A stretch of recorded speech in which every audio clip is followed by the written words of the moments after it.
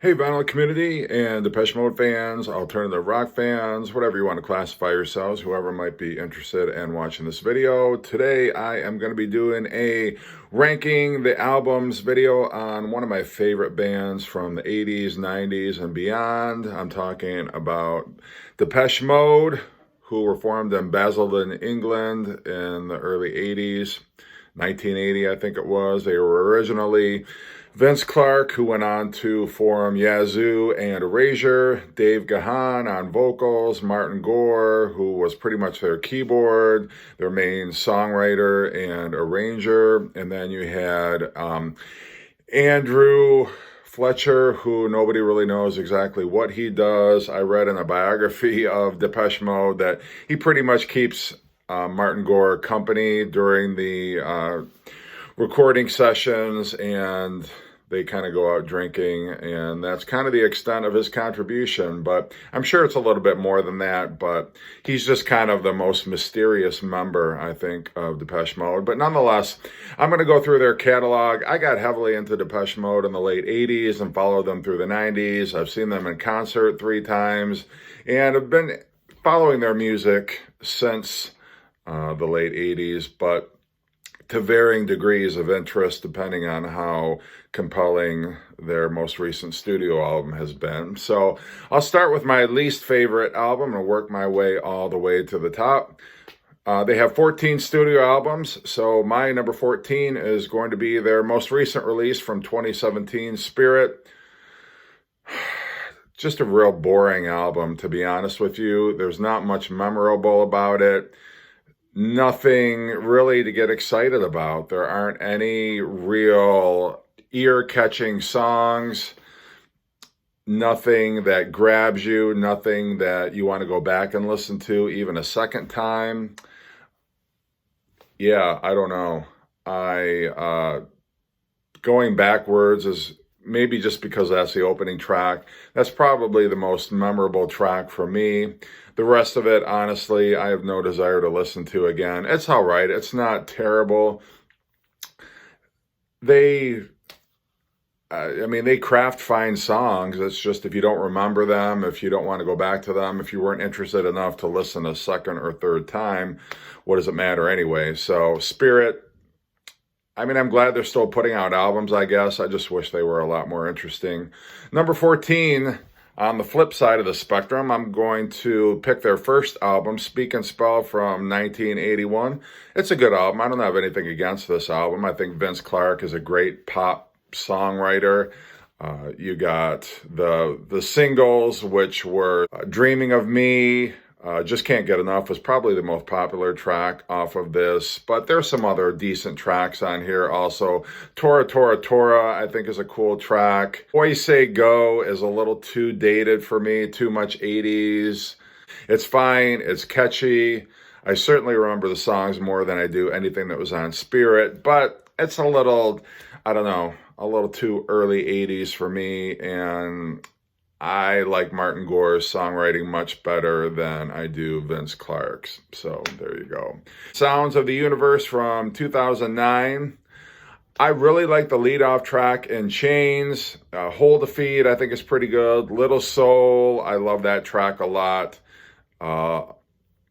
Almost got a gospel kind of a feel to it a little bit. In Sympathy is all right, but the songs that are good are really good. The songs that I mentioned before, I think, are really good. The rest of it's just forgettable.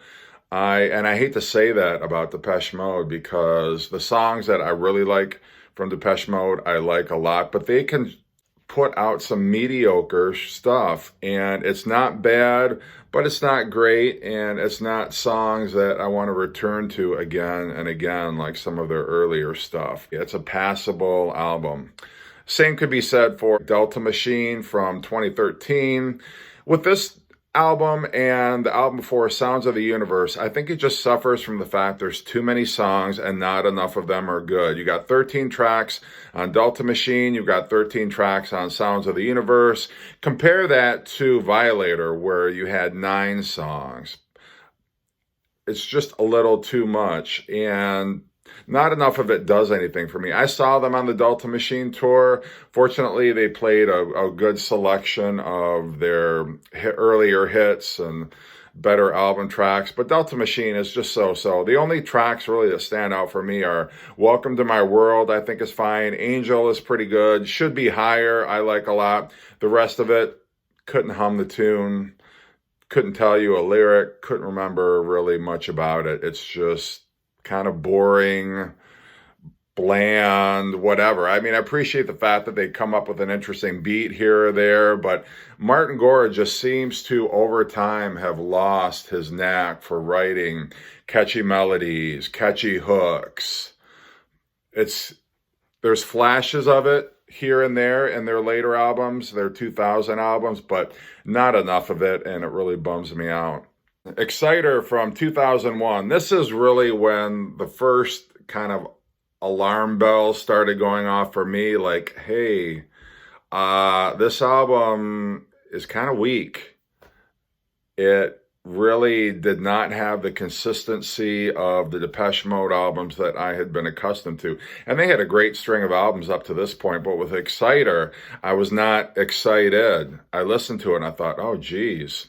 Nobody thought Alan Wilder leaving after Songs of Faith and Devotion would be that significant of a drop in quality for Depeche Mode. And with Ultra, they still, I think, put out a really solid album. But with Exciter, the next album, it's just bland. There's promise in the verses, and then you get to the chorus, and it's like, okay. Or there's a nice beat. They've got a great beat going, but there's not a catchy chorus. There's not a compelling, the verses don't have any melody behind them. It's just electronic, bland music. With Exciter, Dream On is okay. I don't get all that crazy about it. The Sweetest Condition is all right. I like The Dead of Night.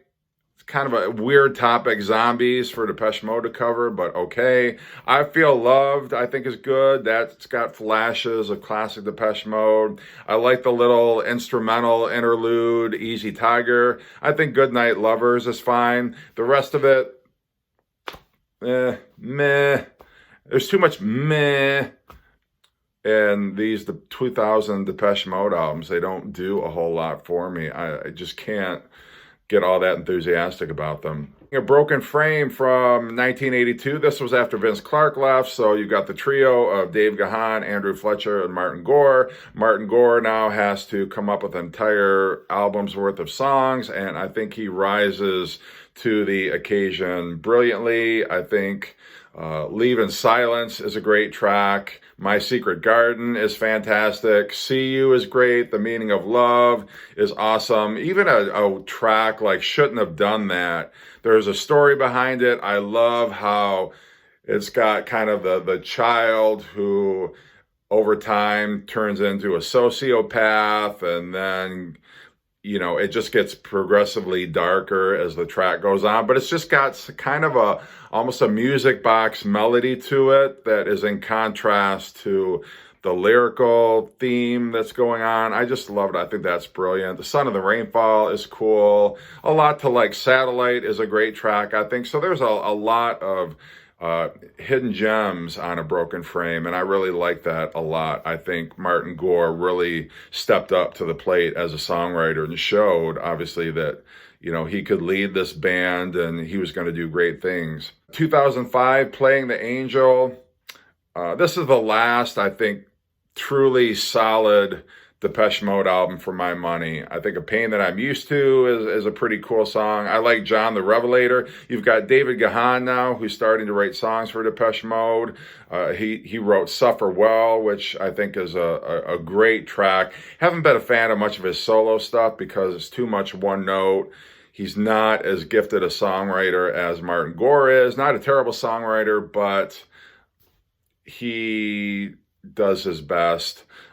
Precious is a cool track about children of divorce. Damaged People is very cool, almost a classic Depeche Mode type theme. Nothing's Impossible is good. I like Lillian. The rest of it is ho-hum, but there's enough enjoyable tracks on here that I do go back and listen to this album from time to time. Now we're getting into, yes, the best of the best from Depeche Mode. Construction Time Again from 1983. Almost pre-industrial, whereby Depeche Mode is starting to use not just a drum machine, but other sound elements. It sounds almost like the banging of pipes, banging of hammers against steel. They're coming up with other percussive sounds and more interesting topics to sing about. Love in Itself is great. More Than a Party is fun and interesting. You've got Everything Counts, which was a huge track off of here. Just a really great album, I think, from start to finish. And again, another progression. There was a Broken Frame, then Construction Time Again. You've even got, Alan Wilder actually wrote a song, The Landscape is Changing, on here, which is a great song. I don't know why he didn't write more. He wrote one track on here and one track on the next album, Some Great Reward, and then he didn't write again. And I don't know if that was by choice or if the other band was like, no, we really need Martin to come up with the songs. I don't know, but I always, and of the two songs that he composed, I really like both of them. So I've got no quarrel there. Number 6, Ultra from 1997. Now this was as Dave Gahan was rehabbing. He was in rehabilitation from his heroin addiction, not in the best shape. He certainly was struggling to recover, was relapsing, and then going back into rehab around this time. He really went into full-blown addiction, had a suicide attempt after the Songs of Faith and Devotion album and tour. So he was in really bad shape. And Depeche Mode almost broke up during the making of this album because they weren't sure he was going to be able to pull it together and be able to do the vocals. On the track Sister of Night, I think that was a composite of around like 5 or 6 different vocal takes because he did not have the stamina to complete one good vocal take. So they had to kind of patch it together from a number of different takes. That just shows you the kind of shape that he was in. It's a great album. I mean, I have to say, Barrel of a Gun certainly speaks to addiction. It's No Good has some of the elements of Violator to it. Home is a great track. Just one of those instantly catchable melodies and tracks from Martin Gore that grabs you and is so compelling.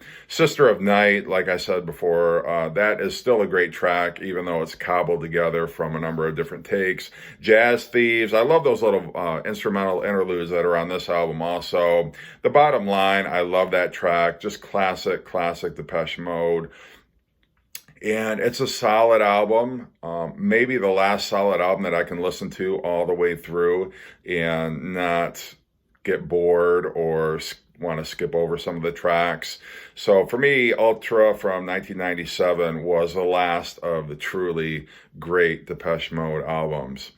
Number 5, Some Great Reward from 1984, classic album all the way through. Starts out with Something to Do, which has just got a frenetic pace to it. People Are People was the first big single that I think most people in North America were aware of or that got played on the radio of Depeche Mode.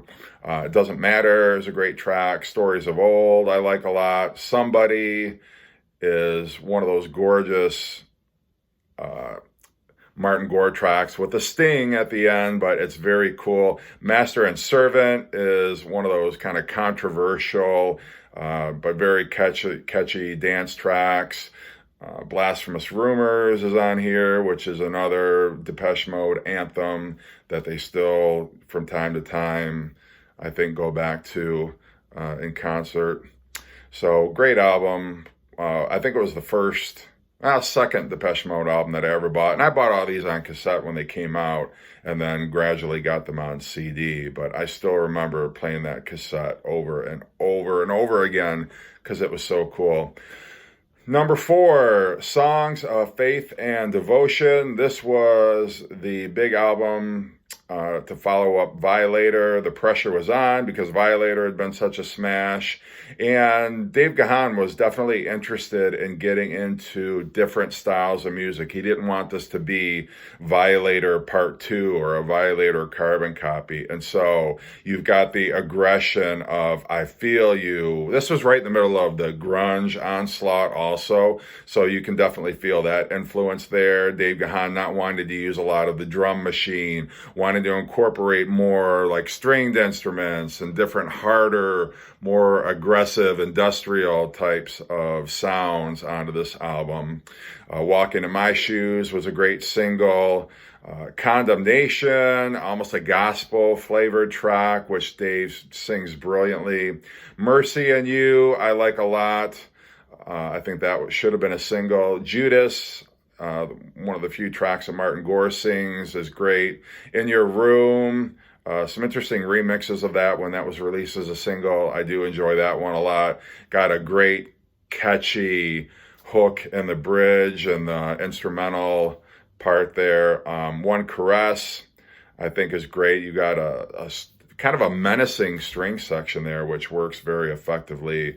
I like that one a lot. So just a really solid, great album. Unfortunately, it would be the album that would prove to kind of unravel Dave Gahan and send him spiraling into addiction and other substance abuse. Fortunately, he pulled out of it and he's been in recovery and doing great ever since. But it was definitely a rough period for the band, and it was a lot of debauchery and whatnot going on tour, but still a great album. Number 3, the first Depeche Mode album that I ever bought, Music for the Masses from 1987. I had seen Never Let Me Down Again on MTV, loved the song, bought the cassette on a whim, and just fell in love with it. It is a great album from start to finish. You've got the lead off track, which was Never Let Me Down Again, and then The Things You Said, which is a great moody Martin Gore sung track. Strange Love was a huge dance hit. Sacred is definitely almost a sort of quasi-spiritual type song. Little 15 is great. Then you turn the cassette over or the album over, and you've got Behind the Wheel, which is such a great single. I love the whole I Want You Now with the breathing rhythm to it is great. And Nothing is almost like a sequel to Blasphemous Rumors, kind of a quarreling with God about why is the world the way it is, and how can a loving creator have a world that has so much pain and difficulty in it. But great track all the way through. I like it. And they were on their way up at this point. Number 2, sometimes, some days, some weeks, this is my number 1, Black Celebration from 1986. Love this album. One of the best albums, best collection of songs Depeche Mode ever put together. You got the title track, Fly on the Windscreen, which is great. A Question of Lust is just a gorgeous track. A Question of Time about a pedophile, and one of the most interesting subject matters for a dance track. Definitely, Martin Gore would just make these instantly catchy, danceable tracks that had the weirdest, almost taboo subject matter, but it all worked. Stripped, another single on there that was great. Here Is the House is a fantastic track. Blue Dress is fantastic. I love World Full of Nothing. Is just a moody synthesizer dominated track, which is so great. On the North American release, we got But Not Tonight at the end, which ties it all together and is a great track too. So just love that album. It is perfection all the way through. And my number 1, can't help it, I got to go with Violator. I think it is an excellent album. I bought it the day that it came out. I remember getting to the record store that morning because I had heard the singles that had come out in advance of Violator were Personal Jesus, which had come out in the fall of 1989. It was the first new Depeche Mode since Music for the Masses 2 years earlier. So there was such an excitement about that track when it came out. And then in the winter of 1990, Enjoy the Silence came out, which is another fantastic track. So great. So anticipation was very high when Violator came out, and it did not disappoint. I love World in My Eyes, my favorite album opener on any Depeche Mode track. I think, so many great tracks. Personal Jesus, obviously, is on there. Waiting for the Night is great. Enjoy the Silence, obviously. Policy of Truth is fantastic. Blue Dress is great. And Clean. Kind of a premonition, a little foreshadowing, unfortunately, of what was to come, but that is a great track too. Just every single track on here is fabulous, and I love Halo is just a fabulous, underrated track on here. I could go on and on about this album, but I just love it, everything about it. For me, that was the peak of Depeche Mode's creativity and their songwriting, and just everything that was great about Depeche Mode is right here on this album. So that's my list. And Depeche Mode New Wave fans, please chime in. Let me know in your comments what you think of my list, what's on your list. And as always, thank you for watching.